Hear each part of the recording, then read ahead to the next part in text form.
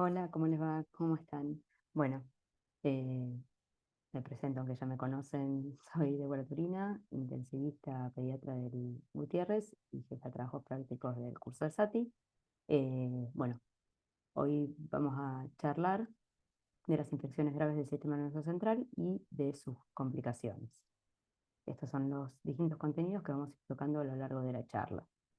Para comenzar, y para ilustrar la charla, vamos a iniciar con un caso clínico, un paciente de 6 meses, término de peso adecuado, sin ningún antecedente importante, que consulta a un centro de salud por febrícula, intolerancia a la vía oral y rinorrea, le dan pautas de alarma y por persistir con clínica y con, digamos, empeoramiento de los síntomas, asociándose ya, digamos, vómitos y tos también, a las 48 horas consulta a la guardia de nuestro hospital, del Hospital de Niños Ricardo Gutiérrez, donde eh, le hacen algunos estudios, lo dejan en evaluación unas horas en la guardia. Era la época del COVID, así que incluso le hacen un COVID que había sido negativo y o sea, lo mandan nuevamente a la casa con pauta de alarma una vez que había, digamos, bajado la temperatura y tolerado la vía oral. Pero a las 48 horas nuevamente de esa segunda consulta, eh, ya el paciente estaba persistentemente febril y presenta una convulsión focal en el miembro superior derecho, por lo que consulta nuevamente y ahí sí se interna en sala de clínica. Por la convulsión recibe una dosis de midazolam intramuscular inicialmente porque no tenía vía, lo estaban revisando ahí en la guardia. Lo impregnan con difeniliantoína luego, ya por vía endovenosa, y comienzan a hacerle estudios como una radiografía de tórax donde se observa un infiltrado intersticial velar leve en el lóbulo inferior derecho. Le hace una tomografía de cerebro simple que es informada inicialmente como normal, un laboratorio de bajo riesgo con una ligera anemia eh, y algo de desviación a la izquierda, pero sin una leucocitosis marcada. Un medio interno, función renal y hepática dentro de límites normales y sí una PCR elevada. Ante la sospecha clínica de que podía tratarse de una infección, incluso de una infección del sistema nervioso central, dado las características clínicas del paciente y, eh, y la edad, deciden, digamos, iniciar tratamiento antibiótico endovenoso con ceftriaxona 100 miligramos kilo día, cubriendo el foco del sistema nervioso central, previa toma de hemocultivos por 2 y un líquido cefalorraquídeo que informan un sitio químico que era turbio, blanquecino, con un recuento celular muy aumentado, con predominio polimorfonucleares, hiperproteinorraquia e hipoglucorraquia marcada, con un ratio elevado, ¿sí? 117 de leucemia para 25 de glucorraquia. Esta es la tomografía que, como les contaba, inicialmente había sido informada como normal, digamos, sin signos evidentes de ninguna complicación o ninguna imagen de foco ni nada de eso. Entonces, dentro de las infecciones graves del sistema nervioso central, tenemos, digamos, un abanico importante que va a depender, digamos, de la localización básicamente digamos, de esta infección, que pueden ser meningitis, meningoencefalitis, encefalitis, ventriculitis, abscesos o empidemas. Todas, digamos, constituyen infecciones graves, por lo tanto, son emergencias infectológicas, son de notificación obligatoria. Siempre estamos hablando de causas infecciosas, ¿no? Por supuesto. Y algo a tener en cuenta es que el uso previo de antibióticos vía oral, ¿sí? No modifica el cuadro clínico de la enfermedad, de la infección, ¿sí? Entonces, para comenzar con una de ellas, que es la meningitis, que suele ser digamos, la infección más frecuente dentro de lo que son meningitis y encefalitis, son las dos más frecuentes de las infecciones del sistema nervioso central graves, ¿sí? La meningitis es la inflamación de las leptomeninges, que son la- las, las cubiertas que recubren justamente el cerebro, ¿sí?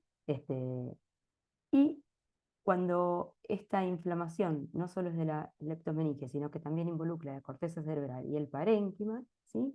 estamos hablando de meningoencefalitis. Y esta meningoencefalitis puede darse ya sea por inflamación directa, ¿sí? O por complicaciones secundarias.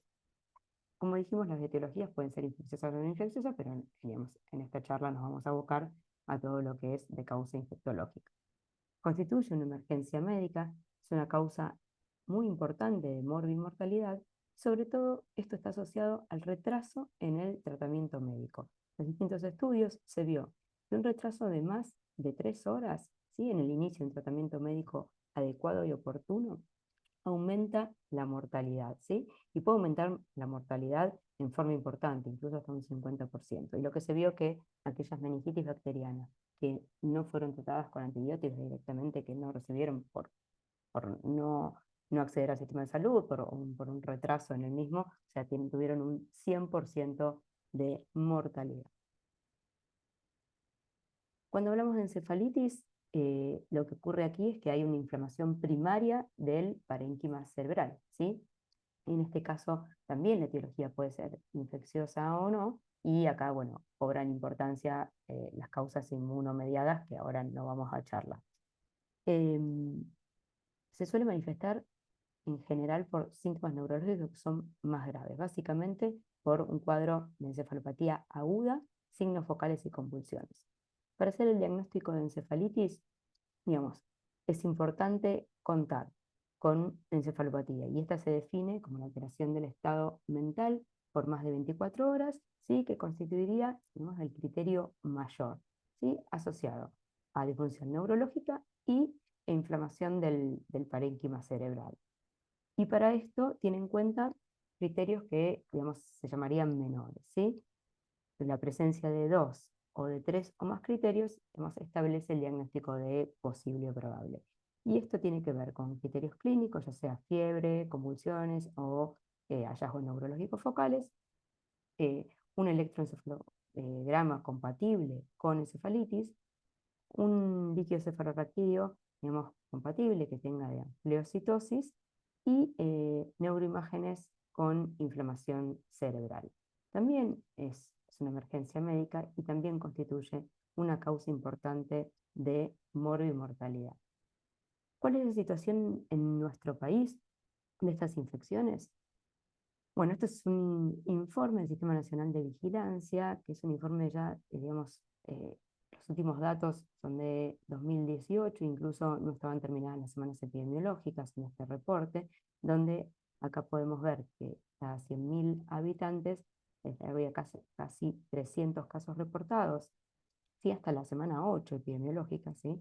Si bien los otros años fueron alrededor de 400, con una tasa de 0,66. Y si desdoblamos en meningitis bacteriana y meningitis virales, vemos que las meningitis virales casi, digamos, triplican en realidad a las meningitis bacterianas, así que son mucho más frecuentes. Específicamente en el caso de las meningitis neumocóxicas, sabemos es que en Argentina a fines del 2011 comenzó, digamos, se incorporó al calendario oficial la vacunación contra el neumococo, la Prevenar 13, y entonces a partir de ese momento, la verdad que empezaron a disminuir a lo largo de los años, ¿sí? La cantidad de casos reportados de meningitis neumocóxica. Y incluso si hacemos el análisis por edad, vemos que en aquellos pacientes menores de un año, si bien también ha disminuido, siempre es mayor en relación a los pacientes mayores de un año, incluso ya mayores de 2 años, justamente porque tienen mayor cobertura de vacunación. Bueno, ¿y cuál es la etiología? Bueno, esto va a tener que ver con, o sea, específicamente de la meningitis, con la edad del paciente, ¿sí? No les voy a repetir los gérmenes que ya lo saben de memoria, pero básicamente en los neonatos tenemos que tener en cuenta los Bacillus gram negativos y la listeria, así como el Streptogalactiae. Eh, Entre 1 y 3 meses se agrega ya el neumococo y el Haemophilus y el meningo, y ya después de los 3 meses, y bueno, ya nada, los niños más grandes, incluso los adolescentes, y los tres gérmenes más frecuentes dentro de los bacterianos son el neumococo, el Haemophilus influenza y el meningococo. Siempre es importante evaluar la ruta de adquisición, la edad del paciente, justamente por esto que decíamos recién, si tiene o no factores predisponentes, porque eso también nos va, digamos, a hacer sospechar uno u otro germen, cómo es el tiempo de evolución, si tuvo viajes recientes, si utilizó antibióticos, si tuvo contacto y cuáles fueron. Y hay que tener en cuenta que todas estas bacterias, ¿sí? Por lo tanto, las causas de estas meningitis bacterianas son inmunoprevenibles. Y en la Argentina, en el calendario oficial, contamos con la vacuna Neumo 23, que cubre el 82% de los serotipos, ¿sí? Con la vacuna para el meningo tetravalente ACIW y con la vacuna para el Haemophilus B, que esta ya fue incorporada hace unos cuantos años y que justamente cambió la evolución de las meningitis y la tasa, ¿sí?, de meningitis por Haemophilus B. Y hay vacuna contra el meningo B que, si bien no está incorporada al calendario oficial, digamos, es una vacuna que está por fuera del mismo, eh, en caso de poder administrarse, cubre el otro 50% de las meningitis causadas por meningococo, pero tener en cuenta que en Argentina las meningitis por meningo, digamos, realmente no son tan frecuentes, pero bueno, pueden estar y es importante, si uno puede acceder a la vacunación, hacerlo. En el caso de los virus, la causa más frecuente es el enterovirus y también los parecovirus, que son lo que es, serían los panenterovirus, y después le siguen lo que son los herpes virus, tanto 1 y 2, menos frecuentes 6 y 7, y después ya tenemos otros virus como el virus varicela zoster, Epstein-Barr y citomegalo, bueno, dengue, y según ya el West Nile no es un virus frecuente en esta región. Lo mismo que para el caso de las bacterias, es importante tener en cuenta la edad, factores predisponentes, si es un paciente inmuno comprometido o no, qué tipo de contactos tuvo, la estacionalidad, porque según la época del año hay mayor o menor frecuencia o mayor o menor circulación de tales o cuales virus, si tuvo viajes, y qué vacunas tiene dada, si tiene vacunación completa para varicela, para sarampión, para parotiditis específicamente, que son, digamos, causas que podrían ocasionar encefalitis virales. Entonces, ¿cuáles son los síntomas? ¿Cuál es la clínica? ¿Sí? Que es lo que, digamos, una de las primeras cosas que uno se enfoca en este tipo de pacientes. Eh, la cefalea suele ser, digamos, uno de los puntos fundamentales y suele estar presente en la mayoría de estos pacientes, pero muchas veces son chicos pequeños, entonces no nos pueden referir, digamos, eso como síntoma.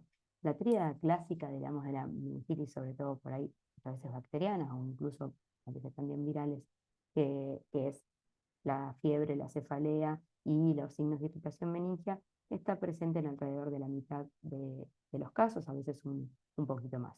Y básicamente un paciente con encefalopatía aguda, con convulsiones y o con déficit, algún signo de irritación meningia o déficit focal, uno tiene que sospechar, digamos, por supuesto, que hay una infección del sistema nervioso central, ¿sí? También es un paciente que puede, digamos, presentarse ya con signos de sepsis o de shock directamente, con alguna parálisis de algún par craneal, bueno, eh, con algunos otros síntomas. Los clásicos Kernig y Brunzinski son menos frecuentes, se pueden ver en pacientes, digamos, ya de más edad, por ahí de ya la primera o segunda infancia son más frecuentes de ver, o también en adolescentes. En los lactantes o en los niños pequeños es más difícil de poder evaluar. Bueno, y cuando hablamos de estas infecciones graves del sistema nervioso central, nos surgen algunos interrogantes. En todos los casos tenemos que realizar una punción lumbar. Si realizamos la punción lumbar, eh, ¿siempre hay que repunzar, o sea, volver a realizar una punción lumbar, o no es necesario? ¿O en qué casos es necesario?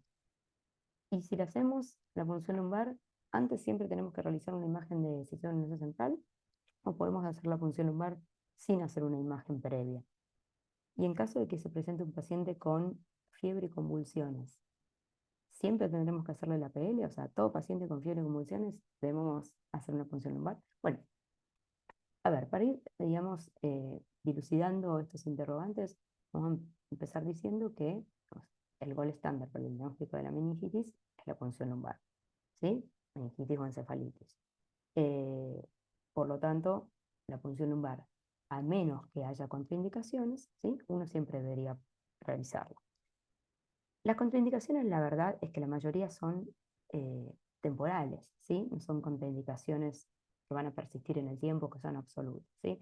¿Por qué? Porque pueden ser un paciente que está inestable hemodinámicamente, que tiene un signo de foco, entonces voy a realizarle probablemente un estudio, como por ejemplo en este caso sí, un estudio de imagen, para ver qué es ese signo de foco y en ese caso determinar si la lesión, si tuviera alguna lesión y si esta lesión contraindica que yo pueda hacer una punción lumbar. Vemos que inicialmente puedo, digamos, no realizarla, pero posteriormente, digamos, son contraindicaciones temporarias. ¿Qué hacemos con un paciente que tiene fiebre y que tiene convulsiones? En caso, lo que se vio es pacientes, digamos, todos los estudios que hay, pacientes con fiebre y con convulsiones típicas, ¿sí?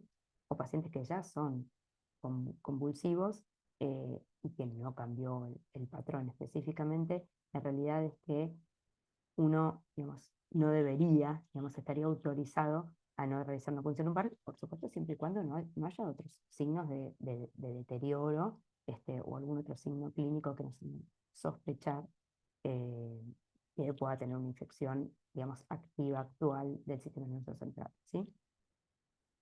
¿Y qué hacemos con la repunción y con las imágenes? Bueno, esto lo vamos a ir contestando a lo largo de la charla. Entonces, para el diagnóstico de infección del sistema nervioso central necesitamos la clínica, ¿sí? Ya todo lo que fuimos diciendo hasta el momento. Necesitamos hacer laboratorio, digamos, un laboratorio general que nos va a ayudar a detectar si tiene o no leucocitosis o leucopenia, por ejemplo, eh, cómo está el medio interno, ¿sí? Reactantes de fase aguda, tanto procalcitonina como proteína C reactiva, y siempre es importante realizar cultivos, ¿sí? Cultivos de sangre. El gol estándar, como dijimos, es la punción lumbar, o sea, con el análisis del líquido cefalorraquídeo. Tanto el físico-químico, como es importante determinar el nivel de lactato del SAR, ¿sí? Como vamos a ver un poquito más adelante, esto nos va a ayudar, nos va a dar una punta para poder diferenciar entre meningitis viral y bacteriana. En caso de contar con Gram podemos hacerlo, látex ya hoy en día es algo que prácticamente no se suele utilizar. Contamos actualmente con los métodos de diagnóstico, digamos, rápido, ¿sí? De causas básicamente infecciosas, que son el PCR multiplex o conocido como el FilmArray, y la secuenciación metagenómica de próxima generación, que se utiliza en algunos países ya y que aquí está presente en modo más experimental. Y, por supuesto, el análisis bacteriológico de ese líquido y o virológico con PCR también, pero no por método rápido. Y las imágenes del sistema nervioso central forman, digamos, otra pata para el diagnóstico de estas infecciones, pero no en todos los casos, ¿sí? Ahí vamos a ir desglosando un poquito más. Entonces, cuando analizamos el líquido cefalorraquídeo, ¿sí? Esto nos va a ayudar para determinar, según las características, tanto físicas como químicas, ¿sí?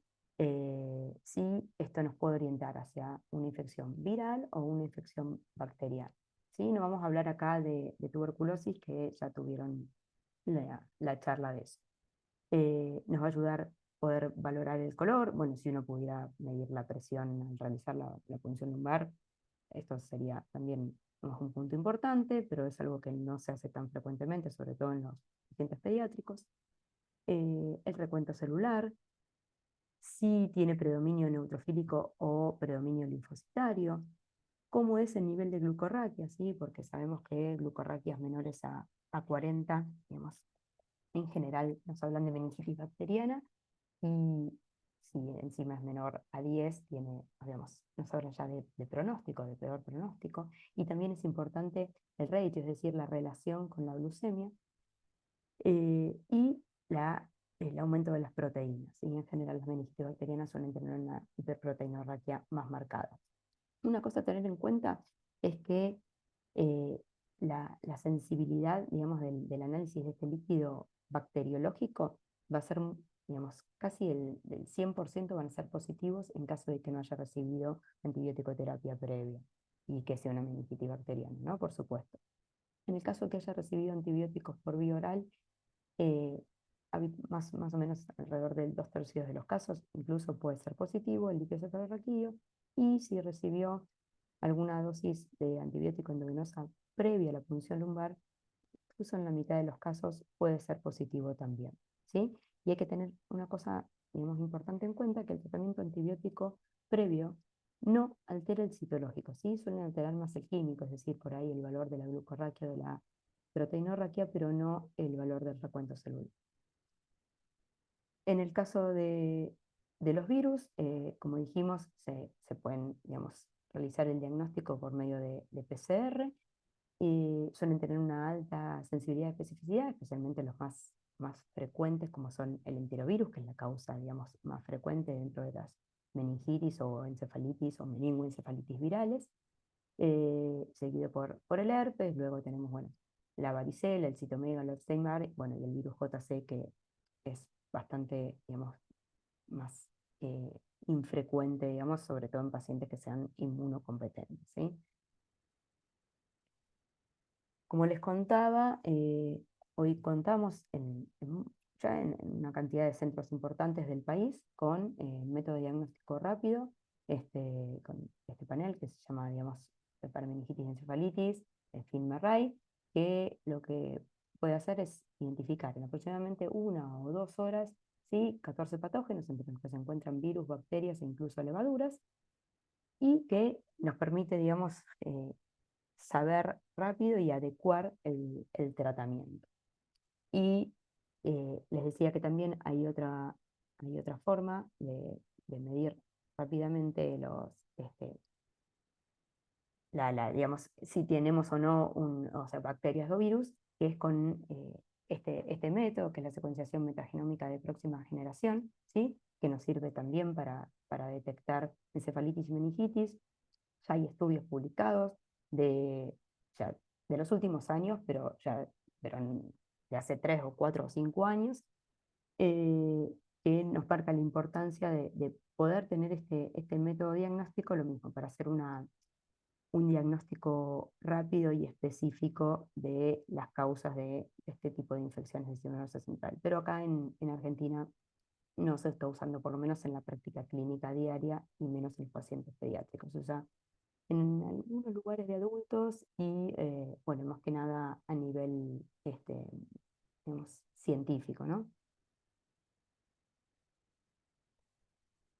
Como hay, digamos, estudios en la bibliografía que nos ayudan a poder diferenciar si con el análisis del líquido cefalorraquídeo inicial, ¿sí?, podemos pensar que se trata de una meningitis o encefalitis bacteriana o viral, ¿sí? Y básicamente este es la determinación del lactato en el SR, ¿sí?, y la disminución de la relación entre la glucemia, ¿sí?, la glucosa en plasma, y la glucorraquia. Y esto se vio que eran, digamos, los, eh, los métodos más sensibles para poder diferenciar entre si era algo viral o algo bacteriano. Los puntos de corte que marca la bibliografía específicamente para el lactato suelen ser alrededor de 3, o sea, lactatos por encima de 3. Algunos trabajos hablan de 4 milimoles por litro, pero valores por encima de ese lactato uno podría pensar que podría tratarse de una meningitis bacteriana, y valores por debajo de 2, ¿sí?, de láctico en LSR, digamos, podríamos pensar que se trata de una meningitis viral. Además, también se estudiaron otros Otros elementos como el score de meningitis bacteriana, que lo que hace es, digamos, evaluar cinco elementos como son el gram, el número de células en el SR, así como también las proteínas en el SR, y la presencia o no de convulsiones y digamos, y el recuento de glóbulos blancos en plasma.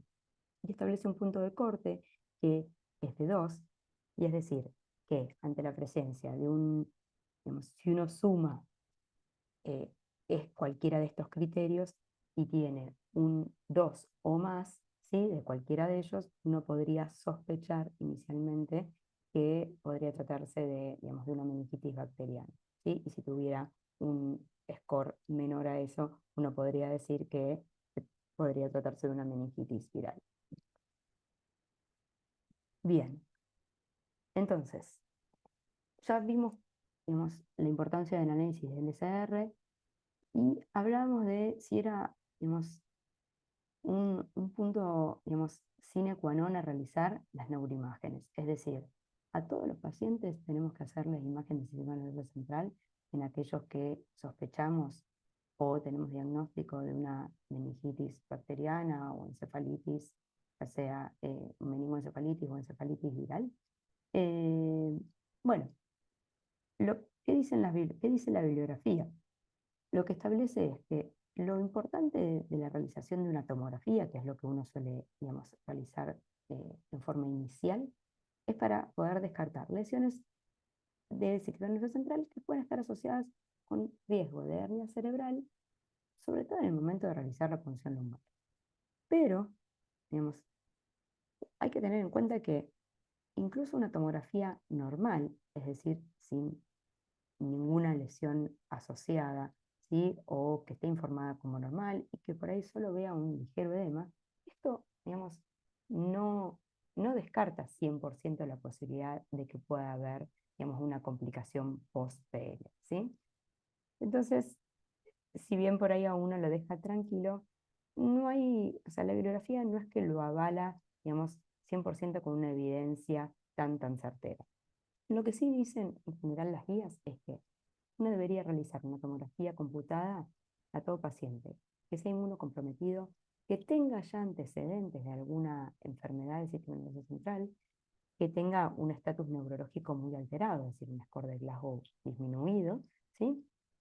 Que tenga convulsiones nuevas y un déficit focal, digamos, en el examen neurológico inicial. En esos casos, uno debería realizar una tomografía computada. Y sí, en la evolución, ¿sí? O si quiero realizarle un estudio, digamos, de neuroimagen, la resonancia magnética me puede, digamos, ayudar para identificar ciertas alteraciones. En general, en las meningitis lo que se va a ver justamente es la afectación leptomeningia, una restricción en la difusión y un realce, ¿sí? De los surcos y de los ventrículos o del espacio perivascular. Y en el caso de las encefalitis, es más frecuente encontrar hiperintensidad en la sustancia blanca bilateral, ¿sí? Sobre todo en el FLAIR, con restricción de la corteza en difusión y puede haber algunos cambios hemorrágicos en T2 en algunos casos. Cuando estamos hablando de encefalitis herpética por herpes tipo 1, estas alteraciones en general suelen, digamos, predominar a nivel del sistema límbico y cuando estamos hablando de un herpes tipo 2, no suelen tener una distribución específica, ¿sí? Es decir, que nos puede ayudar a identificar qué tipo de lesiones tienen las distintas encefalitis y según, eh, como vemos acá en esta diapo, según el tipo de virus, ¿sí? La afectación puede ser digamos, en distintos lugares del sistema nervioso central, ya sea en el sistema límbico, en la corteza, en el cerebelo, ¿sí? En el tronco cerebral, bueno, los ganglios de la base, más que nada la meningitis tuberculosa, etc. Bien, otro de los interrogantes que nos habíamos planteado era cuál era el lugar de la repunción, es decir, de volver a punzar, a realizar la punción lumbar, ¿sí? Básicamente lo que dicen las distintas guías es que no está recomendada rutinariamente, excepto, ¿sí? en aquellos casos en que el microorganismo causante de la meningitis sea un microorganismo, o sea, resistente a las cefalosporinas, ¿sí? O que tenga una SIM elevada, cosa que en nuestro país no es tan frecuente, ¿sí? Pero bueno, es una cosa a tener en cuenta. Recuerden que estas guías son americanas y que ellos tienen digamos, mayor resistencia a las cefalosporinas de tercera generación, específicamente el neumococo. Otra de las indicaciones de repunción es cuando la condición clínica del paciente empeora o incluso no mejora, ¿sí? Y algo medio controvertido es que dicen que aquellos pacientes que recibieron corticoides, específicamente dexametasona, eh, deberían repunzarse. Y muchos pacientes de estos reciben justamente corticoides porque es parte del tratamiento, por lo menos del tratamiento inicial hasta tener identificado el germen. Con respecto a las imágenes, ¿sí? Que charlábamos en las diapositivas previas, ¿qué dicen las guías? Bueno, tenemos las guías americanas, las guías europeas, las guías del Reino Unido, las guías de Suecia. Todas coinciden en que aquellos pacientes que tengan signos neurológicos focales tienen que tener una imagen del sistema nervioso central.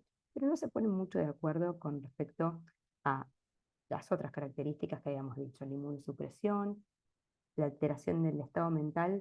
eh, no hay acuerdo en cuanto al nivel de Glasgow, ¿sí? Porque las guías americanas recomiendan un Glasgow menor a 15, pero por ejemplo, las guías suecas reciben con signos de amnesia cerebral. O si hay historia digamos, de infección o enfermedad del sistema nervioso central previo, bueno, la presencia de papiledema, que lo que hay que tener en cuenta, digamos, esto es importante, que el papiledema es un signo tardío, o sea, que no es algo que se suele ver en los estadios iniciales de una meningitis o una encefalitis. Entonces, para que quede claro, nosotros en general solemos guiarnos por las guías americanas. Por lo tanto, estos van a ser, como decíamos antes, y los nombramos, los criterios para realizar una tomografía inicial. Bien, si volvemos a nuestro caso clínico, se acuerdan que el paciente se había internado con sospecha de meningitis, con las convulsiones, bueno, le habían hecho laboratorio y algunos estudios.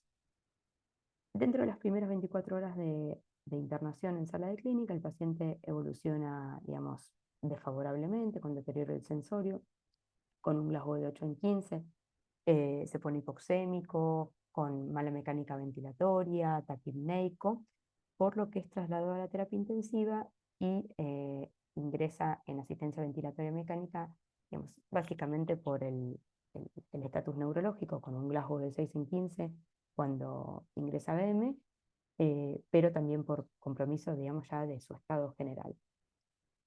Se rescatan los cultivos que se habían tomado inicialmente. Recuerden que el paciente estaba con ceftriaxona 100 por kilo. Y vienen los cultivos de sangre, 2 de 2 positivo para hemófilus influenza, que después nos enteramos que era un tipo B. La PCR en líquido cefalorraquídeo también crece el mismo germen, y en el cultivo también crece el mismo germen que era sensible a AMPI y a cefotaxin en hora 5. El paciente, como les conté, ingresó en asistencia ventilatoria mecánica con parámetros bajos y estables, pero progresivamente comienza a ponerse inestable desde lo hemodinámico, por lo tanto requiere vasopresores, comienza a presentar algunos trastornos hidroelectrolíticos, regular manejo de la temperatura, y las pupilas pasan de estar inicialmente, vemos, reactivas, simétricas y mióticas, a estar intermedias e hiporreactivas. Dentro del tratamiento, el paciente, digamos, recibe cefalosporinas de tercera generación a dosis meningias. En la sala había recibido, ¿se acuerdan?, una carga con fenitoína, y aquí ya estaba con la dosis de mantenimiento. Se carga en la terapia intensiva por este deterioro y esta inestabilidad, y por estudios que se le hicieron, que ahora les voy a mostrar. Se carga además con levetiracetam. Venía ya con corticoides, o sea, 6 miligramos kilo día de dexametasona, protección gástrica y bueno, administración de fluidos y electrolitos por medio de un plan de hidratación parenteral. Dentro de los estudios y el neuromonitoreo que se le hace al paciente, dada la inestabilidad, no puede, digamos, sacarse a retomografiar, por lo tanto se realiza una ecografía cerebral, era un bebé que tenía la fontanela permeable, así que se realiza una ecografía cerebral donde se observa surcos y surias y el área talámica con un ligero aumento de la ecogenicidad y el resto sin particularidades.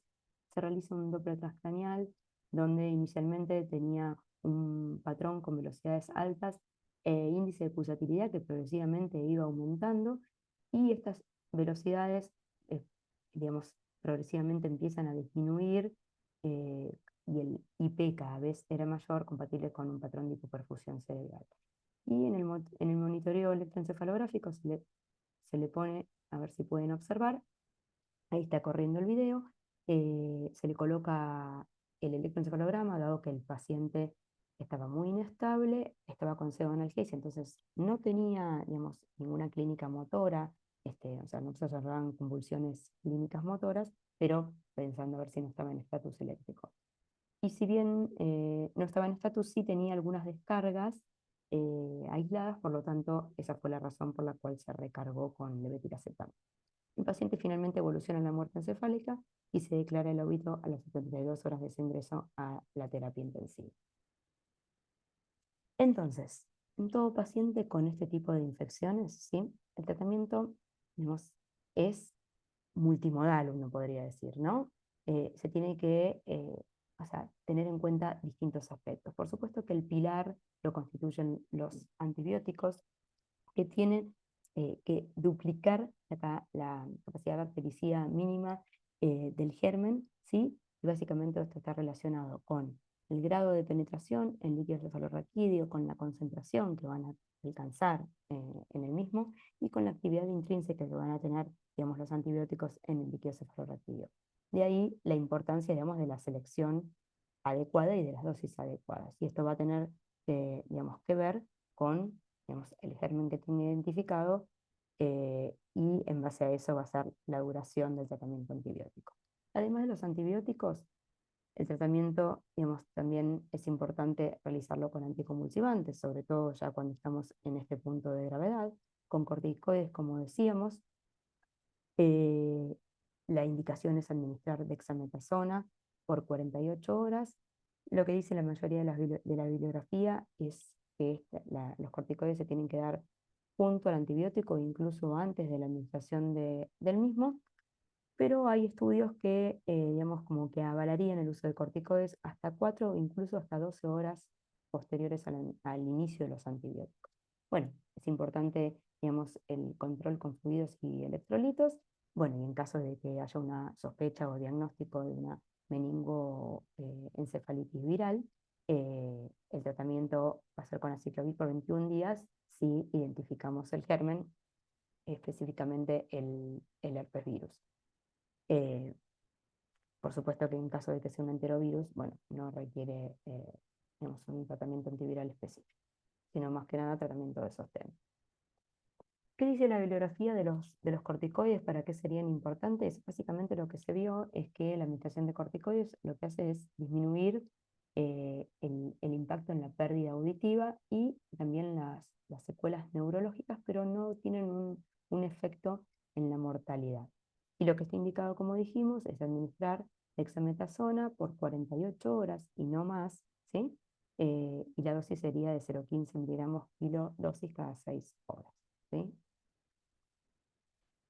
Bien, el control y el monitoreo del paciente tiene que ser, digamos, generalizado, ¿sí? Multimodal, porque es importante, digamos, hacerle un monitoreo respiratorio, cardiovascular y hemodinámico, monitoreo hidroelectrolítico y del medio interno. Recordemos que este tipo de pacientes suelen tener mayor incidencia de CIJAT. Es importante ir siguiéndolos con reactantes de fase aguda para ir viendo cómo va siendo también la evolución eh, infectológica. Pueden tener trastornos de la coagulación, por lo tanto es otro de los parámetros a evaluar. Todo lo que es el neuromonitoreo es una cosa muy importante y fundamental en este tipo de pacientes, por medio de la evaluación de las pupilas, del score de Glasgow en caso de que pueda evaluarse, el monitoreo electroencefalográfico, eh, no solo para detectar convulsiones clínicas o algún foco, sino también para poder detectar estatus o convulsiones eléctricas. Y como vamos a ver en algunos estudios, también sirve sobre todo como pronóstico en caso de encefalitis herpética. Sí tenemos disponible en pacientes graves la utilización del Doppler transcranial, y hay algunos estudios descritos también con la utilización de la medición de la vaina del nervio óptico. Hay muchos estudios ya que, digamos, eh, resaltan la importancia del neuromonitoreo invasivo por medio de la medición de la presión intracraniana y la presión de perfusión cerebral en pacientes, digamos, con este tipo de infecciones graves del nervio central, y la utilización de las neuroimágenes, que también nos va a servir como otro método de neuromonitoreo. Entonces, este estudio lo que establece es la importancia, ¿sí?, de el tratamiento neurointensivo en base a las mediciones de presión intracraniana, que vieron que en aquellos pacientes que se seguía una terapia, digamos, guiada por el objetivo de presión intracraniana y de drenaje de líquido cefalorraquídeo, digamos, la morbimortalidad se reducía. Esto no es porque, digamos, medir la PIC o drenar el líquido cefalorraquídeo disminuya per se, sino porque, digamos, uno, al saber, al conocer qué le está pasando al paciente, digamos, puede dirigir su tratamiento y actuar más rápidamente. Lo mismo en este estudio, que lo que evaluó es que a través de la medición de PIC, digamos, la valoración de la presión de perfusión cerebral. Si observan este gráfico, vemos la curva de Kaplan-Meier de porcentaje de sobrevida, donde vemos el grupo, los que se le midió, digamos, guiados por la presión de perfusión cerebral, y aquellos guiados por la PIC, pero sin tener en cuenta la presión de perfusión cerebral. Y lo que vieron es que en aquellos que, digamos, tenían una presión o sea, valores de presión de perfusión cerebral menor, se asociaron con mayor mortalidad. O sea, por lo tanto, es importante mantener una buena PPC, ¿sí?, como suena lógico, para tener mejor outcome neurológico. ¿Sí? Esto todo estamos hablando de pacientes, por supuesto, graves, ¿sí?, que son los pacientes que tenemos nosotros en terapia intensiva. Y este estudio, lo mismo, lo que vieron es que aquellos pacientes con mediciones de presión de perfusión cerebral menores tenían peores efectos adversos, ¿sí? Por lo tanto, recomendaban monitorizar la PIC en todos los casos de meningitis con Glasgow menor a 9, ¿sí?, es decir, con deterioro del sensorio severo, independientemente de los hallazgos en la tomografía. Era que, digamos, no guiarse solamente con los hallazgos tomográficos, sino que era importante poder, digamos, realizar un monitoreo de PIC y medir la presión de perfusión cerebral para optimizar el outcome neurológico. Esto es lo que les hablaba antes, ¿sí?, que es importante, digamos, el monitoreo electroencefalográfico, tanto para el diagnóstico como para el pronóstico de la encefalitis aguda, ¿sí?, específicamente en la encefalitis herpética. Bueno, estas infecciones también pueden dar complicaciones, ¿sí? Y dentro de las complicaciones vemos la fiebre prolongada, que puede ser una complicación, digamos, no tan severa, pero tenemos otras complicaciones severas, como puede ser el edema cerebral, ¿sí?, la hidrocefalia, que puede ser por obstrucción al flujo de LCR, el aumento de la presión intracraniana, como decíamos recién. Pueden, digamos, ocurrir fenómenos de isquemia cerebral, y esto en general está relacionado con una oclusión inflamatoria de las arterias basales. Bueno, puede haber complicaciones infecciosas a partir de las meningitis, como empiema subdural o absceso del cerebro, inflamación de lo que es el cerebro generalizado en sí, como cerebritis o ventriculitis, y también casos de herniación cerebral, ya sea por complicaciones infecciosas como empiemas o abscesos, o incluso por aumento digamos, por inflamación del cerebro en sí, ¿sí? Por lo tanto, son todas cosas que tenemos que pensar, y esto, digamos, nos lleva otra vez a la importancia de de un monitoreo generalizado y un neuromonitoreo estricto. La bibliografía también lo que revisó fueron, digamos, cuáles eran los factores de riesgo que estaban asociados con un peor outcome neurológico y cuáles eran, digamos, aquellas causas de muerte en las meningitis bacterianas, ¿sí? ¿Qué era lo que llevaba a la muerte? Dentro de las causas de muerte, las dividieron en tempranas, intermedias y tardías. Vieron que lo que más frecuentemente llevaba a que el paciente fallezca era que el paciente se herniara, la presencia de estatus epiléptico, complicaciones como ACV, ya sea isquémico o hemorrágico, o lo que era, digamos, el compromiso generalizado con falla circulatoria y sepsis.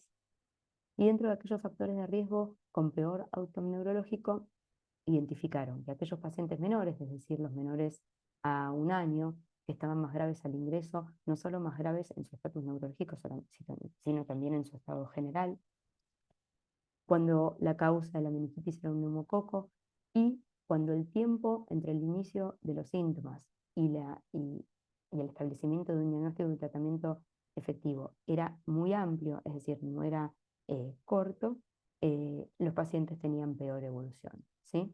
De ahí la importancia, ¿sí?, de hacer un diagnóstico y un tratamiento rápido y temprano y adecuado. Este es un algoritmo de decisión, ¿sí?, que fue publicado en el Intensive Care Medicine en el 2020, que lo que hace es, digamos, o sea, lo separa en 2 caminos, en base a si está o no inicialmente contraindicada la punción lumbar. En caso de que esté contraindicada, lo que hay que hacer es justamente realizar los cultivos de sangre y la punción lumbar inicialmente para poder analizar ese líquido cefalorraquídeo y en base a eso poder determinar y orientarnos a qué tipo de infecciones, si es una infección viral o bacteriana, o bueno, si estamos ante algo que no sea infeccioso, ¿sí? Pero siempre teniendo en cuenta el comienzo rápido y precoz de los antibióticos, ¿sí? Es decir, que la no realización de la punción lumbar inicial no retrasa el inicio de antibióticos. En caso de que, como decíamos, la punción lumbar no se pueda realizar inicialmente, sí deberíamos tomar cultivos de sangre periférica e iniciar rápidamente los antibióticos junto con el corticoide, y ahí rever, digamos, cuál era la contraindicación de la punción lumbar, si se puede, digamos, tratar la causa, ¿sí? Por ejemplo, estabilizar al paciente y luego punzarlo, si es necesario hacer una imagen del sistema nervioso central para ver si hay o no una verdadera contraindicación para realizar la punción lumbar. Bueno, y una vez que digamos, se pueden establecer las causas y diferenciar si estamos o no ante una imposibilidad de realizar la punción lumbar, si se puede realizarla, y si no, bueno, según las características clínicas, los antecedentes y las características, digamos, microbiológicas de los cultivos que podamos haber obtenido, haremos el tratamiento. Y dentro de las infecciones graves del sistema nervioso central, y que también pueden presentarse como complicaciones de la meningitis, tenemos al empiema subdural y al absceso cerebral. El empiema es una colección purulenta, obviamente en el espacio subdural, que tiene una mortalidad que no es demasiado alta, es un 4%, pero sí que puede tener una morbilidad elevada, hasta en la mitad de los casos. La etiología siempre es infecciosa y en general en los niños más pequeños suele ser una complicación de una meningitis bacteriana, y en los niños más grandes puede, digamos, ser secundaria a infecciones crónicas del oído o incluso pansinusitis. Los síntomas suelen presentar con fiebres prolongadas o fiebres recurrentes, y lo que son síntomas digamos, neurológicos como convulsiones, signos de irritación meningia, deterioro del sensorio o incluso o síntomas de aumento de la presión intracraneal. La localización más frecuente suele ser supratentorial, aunque también están descritos empiemas en la fosa posterior, y constituye una emergencia neuroquirúrgica. ¿Cómo se hace el diagnóstico? Bueno, con la clínica, con lo que establecimos recién. En algunos casos puede realizarse la punción lumbar, ¿sí? Si no hay contraindicación para realizarla. En este caso sí, siempre es importante tener una imagen previa del sistema nervioso central, pero muchas veces el líquido cefalorraquídeo incluso puede no arrojar un resultado fidedigno o no identificar germen. Entonces, el diagnóstico siempre va a estar basado, además de la clínica, seguro en las neuroimágenes. Inicialmente podemos realizar una tomografía, digamos, del sistema nervioso central con contraste, pero hay que tener en cuenta que, sobre todo en los estadios iniciales, el 50% de las tomografías pueden ser normales, y esto no va a descartar el diagnóstico. Por lo tanto, ante la sospecha clínica, hay que, digamos, seguir pensándolo y tratarlo como si fuera, y repetir una imagen más adelante, o hacer una resonancia, que en este caso sí, en el 93% de los casos, va a ser positivo. Acá, como pueden ver, esta es una tomografía donde se observa un empiema bilateral frontal, incluso con algo de compromiso parietal y con compromiso interhemisférico. Y en este caso es una resonancia magnética donde ven, bueno, una afectación generalizada, ¿sí? Con frontoparieto temporal y bilateral, ya muy avanzado. ¿Cómo hacemos el tratamiento? ¿Sí? El tratamiento, digamos, tiene una arista médica, ¿sí? Que podríamos llamarlo tratamiento conservador, y no en todos los casos, pero en muchos casos vamos a requerir un tratamiento además neuroquirúrgico. ¿En qué casos solo vamos a realizar tratamiento médico? Son algunos casos muy específicos. En aquel paciente que esté, digamos, en un relativo buen estado general, que no tenga signos focales neurológicos y que su sensorio esté conservado.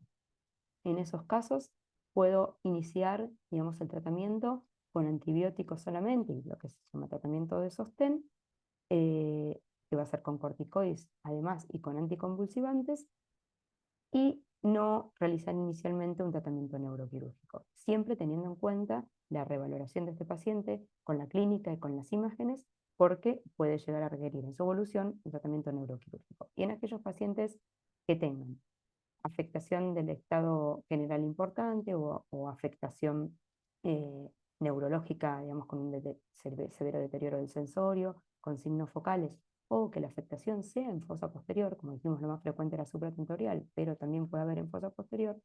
En ese caso siempre van a tener indicación neuroquirúrgica, que puede ser por medio de digamos, un drenaje por medio de un trépano o de una craneotomía. La realidad es que lo que dice la bibliografía, que se prefiere realizar, digamos, el, el drenaje del empiema por medio de una craniotomía, pero en aquellos pacientes que tienen un severo compromiso o compromiso hemodinámico, que están, digamos, digamos, chocados, muchas veces no están en condiciones de tolerar una craniotomía, y puede realizarse, digamos, el drenaje por trepanación. ¿Cuánto tiempo vamos a hacer de antibióticos? ¿Y con qué lo vamos a tratar? Habitualmente el esquema se realiza, digamos, con triple, ¿sí? Con una cefalosporina de tercera, con ceftriaxona o cefotaxime, asociado a vancomicina y a metronidazol. Sí, pero bueno, hay que tener en cuenta si uno pudo, digamos, obtener el germen cuando realizó la aspiración neuroquirúrgica, o en el caso de que haya realizado la punción lumbar y se haya detectado, cosa que es poco frecuente.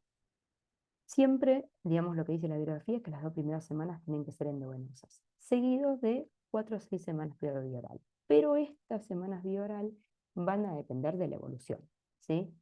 Con lo cual, en algunos pacientes van a requerir más tiempo de tratamiento endovenoso y no solo 2 semanas.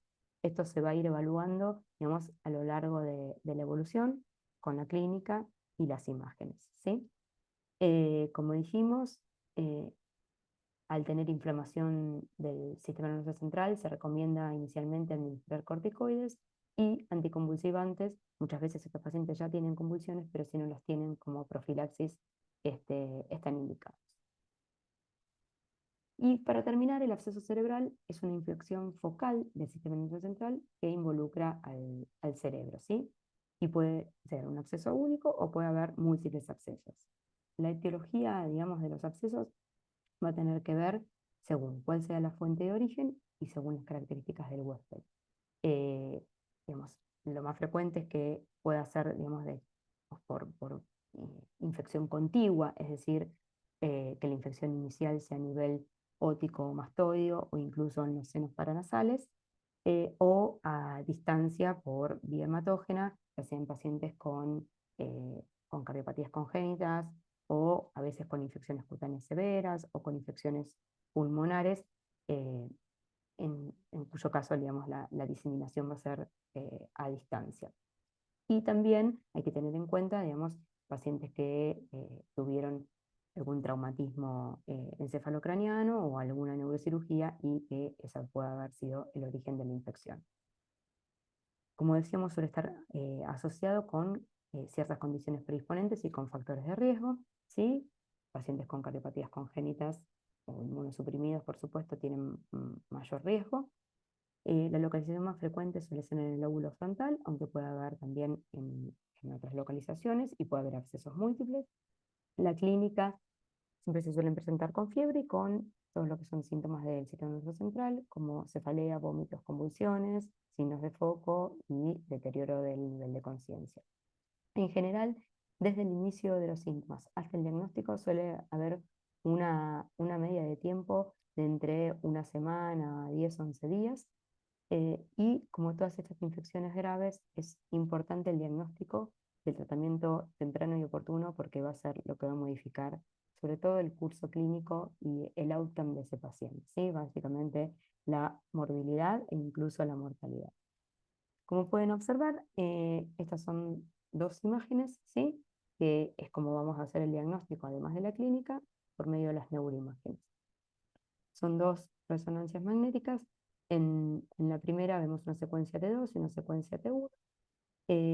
Estas son imágenes a nivel de ganglios de la base, son imágenes homogéneas y que al administrar el contraste realzan, tienen un anillo, ¿sí? Que realza en la periferia. Y estas imágenes inferiores también es una tomografía en T2 y T1 y ven que la imagen es más heterogénea y esto nos habla de que este tipo de absceso, la causa podría ser más de origen fúngico y en este caso más de origen bacteriano, ¿sí? O sea, nos puede orientar según las características imaginológicas de las lesiones.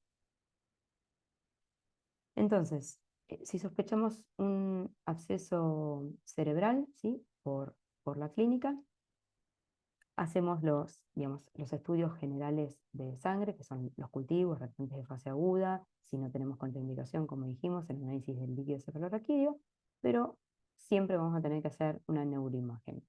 De elección es la resonancia, que es mucho más específica y sensible, pero en casos, digamos, de urgencia y agudos, uno puede inicialmente realizar una tomografía.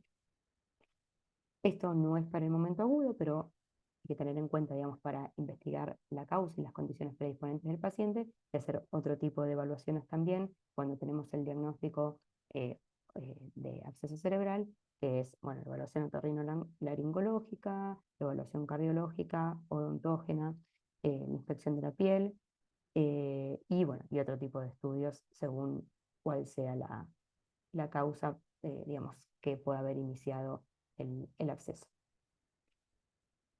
¿Y cómo vamos a hacer el tratamiento? En casos muy específicos, al igual que en el empiema, podemos hacer un tratamiento conservador, es decir, solo con antibióticos sin necesidad de neuroquirúrgica. ¿Cuáles van a ser, digamos, de estos pacientes en que inicialmente solo se van a tratar con antibióticos? Aquellos pacientes que tengan, digamos, un Glasgow bueno, es decir, que no tengan un deterioro neurológico severo, que tengan absceso pequeño, menor a 2,5 centímetros, o que sean múltiples y entonces no se puede ir a abordar a todos los múltiples abscesos a nivel neuroquirúrgico, que haya un patógeno detectado y que tenga una contraindicación para la cirugía, ¿sí? Pero como decíamos, en el caso del empiema, también digamos, el monitoreo es digamos, estricto y progresivo eh, con la clínica, con los signos bioquímicos también y con las neuroimágenes, porque ante, digamos, no mejoría, empeoría o cualquier tipo de deterioro, van a tener que, digamos, realizarse el tratamiento neuroquirúrgico además de antibiótico. Y en este caso, cómo puede ser el tratamiento neuroquirúrgico? por medio de aspiración, que es el tratamiento de elección, para aquellos abscesos más grandes, para aquellos abscesos que están profundos o que por ahí son múltiples, pero que se pueden abordar, cuando involucran áreas elocuentes del cerebro y cuando tienen alto riesgo de complicaciones por la zona también en que se ubican. Y algunos tienen, digamos, indicación precisa de directamente realizar la exéresis del absceso, y que son aquellos localizados en la fosa posterior, aquellos que son secundarios a lesiones traumáticas y aquellos que son multiloculados. El tratamiento, al igual que en el empiema, son con antibióticos de amplio espectro. En general, inicialmente es con triple esquema, con cefaloporinas de tercera generación, glucopéptidos como vancomicina, puede utilizarse también linezolid, y metronidazol. Bueno, y después, según el germen, cuando uno pueda realizar el cultivo, por ejemplo, si se realizó la aspiración neuroquirúrgica, se puede orientar la terapia. En general, son tratamientos prolongados, no menor a 6 o 8 semanas, y realizando seguro las primeras 2 semanas endovenosas. Después podría, si la evolución es buena, tanto clínica como imaginológica es favorable, podría pasarse a bioral y también según el germen, ¿no? Pero en muchos casos requieren a veces hasta 4 semanas de tratamiento endovenoso y después completar por bioral. Entonces, como puntos claves de esta charla, todos este tipo de infecciones graves del sistema nervioso central constituyen emergencias médicas, ya que son, digamos, severas infecciones con alta mortalidad, en las cuales es importantísimo el diagnóstico y el tratamiento precoz, oportuno e interdisciplinario, ¿sí? Son infecciones que pueden tener complicaciones, por lo tanto es muy importante realizar un monitoreo estricto y multimodal, no solamente, digamos, monitoreo generalizado, sino también el neuromonitoreo en casos, digamos, de mayor gravedad. Y lo que hay que tener en cuenta también que son infecciones de notificación obligatoria por ley, y que muchas de ellas son inmunoprevenibles, por eso la importancia de la vacunación. Bueno, muchísimas gracias. Espero que les haya sido útil y haya quedado claro los temas, pero ante cualquier duda o pregunta, ya saben, nos escribimos por el foro semanal del campus. Muchas gracias.